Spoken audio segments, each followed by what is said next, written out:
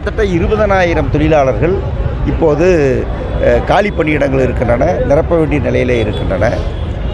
ஏற்கனவே இருந்த ஓடிய பேருந்துகள் ஓடாமல் குறைக்கப்பட்டு வந்து இப்போது கிட்டத்தட்ட 2,000க்கும் மேற்பட்ட பேருந்துகள் குறைக்கப்பட்டு விட்டன.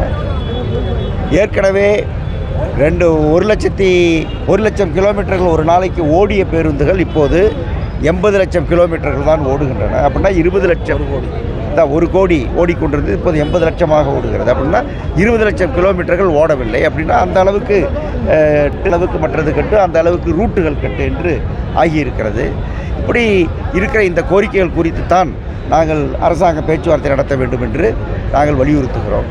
இதில் நிலுவைத் தொகை சம்பந்தமாக நீதிமன்றத்தில் வழக்கு போட்டு, நீதிமன்றத்தில் இந்த நிலுவைத் தொகையை நீங்கள் ஓய்வு பெற்றவர்களுக்கு பஞ்சப்படி விஷயத்தில் கொடுத்து விட வேண்டும் என்று தீர்ப்பான பிறகும் அப்பீலுக்கு மேல் அப்பீல் சென்று, இன்று வரை அப்பீலுக்கு சென்று, இன்றைக்கு கிட்டத்தட்ட கடைசி நாள் என்னவாகும் என்று பார்க்க வேண்டும். காலதாமதம் செய்து கொண்டே இருக்கிறார்களே தவிர உச்சநீதிமன்றத்தினுடைய தீர்ப்பையும் மதிக்க மறுக்கிறார்கள். இந்த தொழிலாளிகள் 4,000 ரூபாய் 5,000 ரூபாயை வைத்துக்கொண்டு அவர்களுடைய பணம் ஒவ்வொருவருக்கும் 4,000 5,000 என்ற நிலுவைத் தொகை இவர்கள் கையில் இருக்கிறது.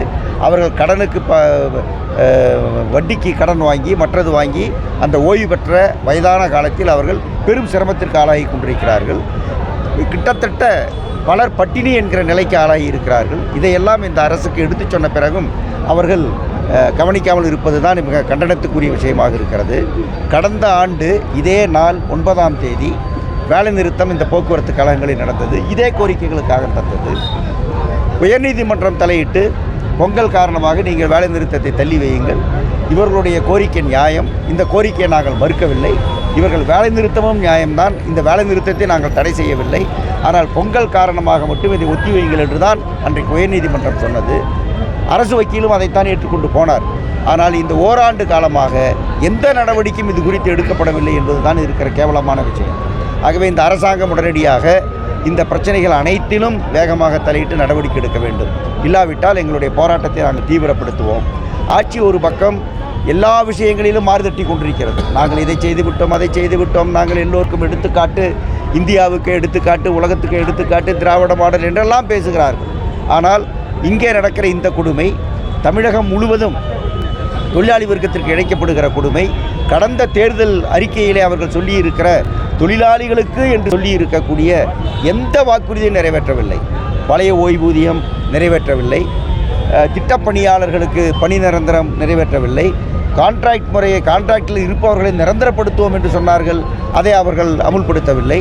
அவுட் சோர்சிங் போன்ற விஷயங்களை எல்லாம் அதிமுக செய்தபோது எதிர்த்தார்கள். இவர்கள் ஆட்சியில் அவுட் சோர்சிங்கை இப்போது கொண்டு வந்து கொண்டிருக்கிறார்கள். எல்லா பக்கமும் கான்ட்ராக்டு, அவுட் சோர்சிங் என்று அவர்கள் ஆரம்பித்து விட்டார்கள். ஆகவே கிட்டத்தட்ட தனியார் மயம் என்பதை கொஞ்சம் கொஞ்சமாக நுழைத்து கொண்டிருக்கிறார்கள். போக்குவரத்து கழகங்களை தனியார் மயமாக்கக்கூடிய மிக கொடூரமான ஒரு காரியத்தில் இந்த அரசாங்கம் ஈடுபடுகிறது என்று நாங்கள் குற்றம் சாட்டுகிறோம். ஆனால் அமைச்சர் அப்படியெல்லாம் கிடையாது என்று சொல்லிக் கொண்டிருக்கிறார்.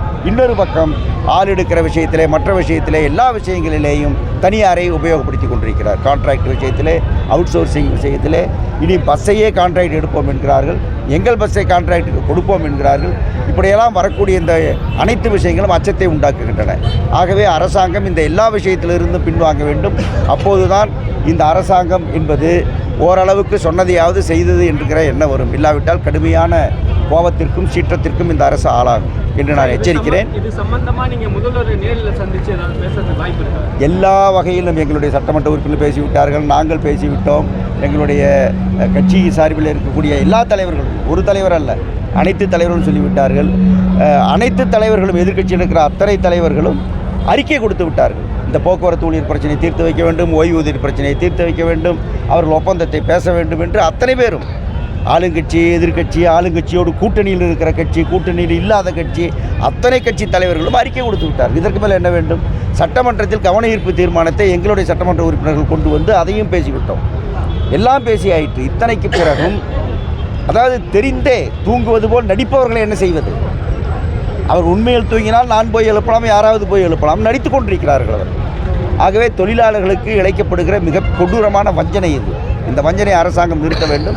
இல்லாவிட்டால் கடுமையான கஷ்ட நஷ்டங்களுக்கு ஆட்சி தான் உள்ளாகும், அரசு தான் உள்ளாகும்.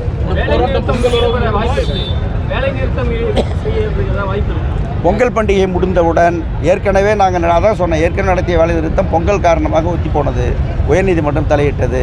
இப்போது பொங்கல் முடிந்த பிறகு அரசாங்கம் ஏதாவது உருப்படியாக செய்யாவிட்டால், 1 ஒப்பந்த பேச்சுவார்த்தை தொடங்க வேண்டும், 2 ஓய்வு பெற்று கொடுக்காமல் இருக்கிற பணப்பலன்களை 21 மாதங்களாக நிலுவையில் இருப்பது உடனடியாக கொடுக்க வேண்டும், நிலுவைத் தொகை நீதிமன்ற தீர்ப்பின் அடிப்படையிலே உடனடியாக அவர்கள் வழங்க வேண்டும். மற்ற எல்லா விஷயங்களிலும் அவர்கள் தொழிலாளிகளுக்கு சாதகமான முடிவுகளை அறிவிக்க வேண்டும். குறிப்பாக தனியார் மய முயற்சிகளை அவர்கள் கைவிட வேண்டும் என்பதை வருகிற சட்டமன்றத்தினுடைய மானிய கோரிக்கையின் போது மற்றதின் போது அவர்கள் அறிவிக்க வேண்டும். இதையெல்லாம் செய்யாவிட்டால் நிச்சயமாக வேலை நிறுத்தத்தை தவிர போக்குவரத்து ஊழியர்களுக்கு வேறு வழி இல்லை. Okay, thank you sir.